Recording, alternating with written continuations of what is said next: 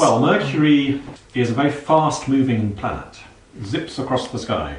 And for that reason, those who kind of mythologized the planets, you'd sit on your back porch at night, looking up at that little planet over there, zipping across the sky, and you think, well, why is that moving so fast? And perhaps it's a youthful planet, perhaps it's an energetic planet, perhaps it's got messages to carry between the planets, perhaps it's buying and selling, shuttling back and forth.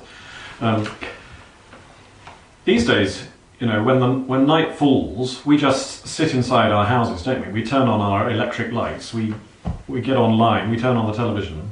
We can't even see the stars. We can't even see the stars because of light pollution, and so we don't even give the planets a second thought. But imagine what it must have been like before electricity came. And so it's not surprising that people knew a lot about the planets and the myths and the stories that were told about these characters, and how their various qualities and influences gradually built up over the generations.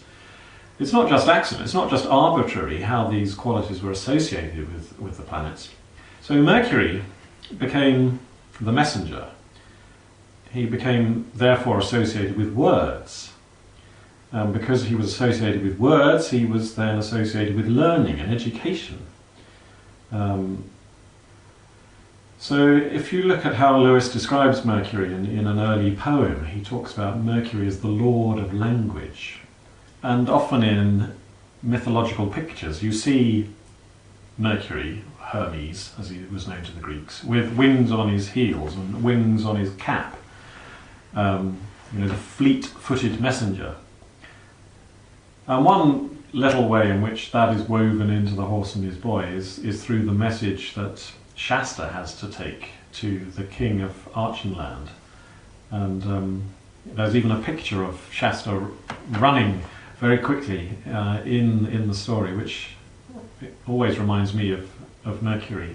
And in fact, one of the Narnian lords that they encounter in Tash Barn has a little steel cap with wings on either side of it, which is Lewis kind of tipping the wink to you to kind of confirm, if there was any doubt, that this is the Mercury story.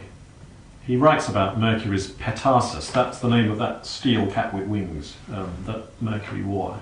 He writes about that Petarsus in his academic works, and there's no earthly reason why you would put the Petarsus into this story unless, I believe, it's carefully structured to embody and express these mercurial qualities.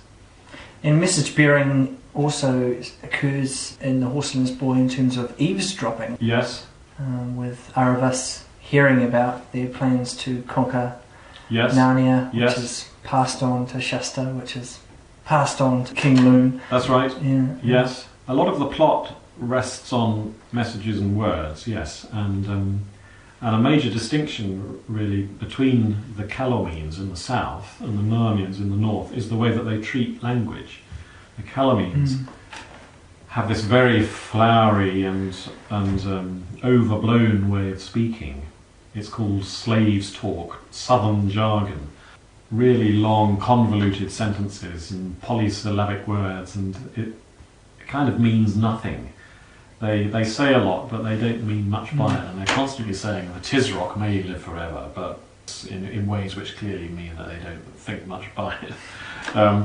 Whereas the Narnians, on the other hand, their way of speaking is very brief and pithy and witty, and they say things like, easily in but not easily out, as the lobster said in The Lobster Pot, or nests before eggs, come live with me and you'll know me. That kind of poetic way of speaking is what characterises the Narnians in this story, and that's, I think, there to indicate that as the characters move from the south to the north, they become steadily more and more skilled in speech. They become ever more open to the lord of language. They become more mercurial.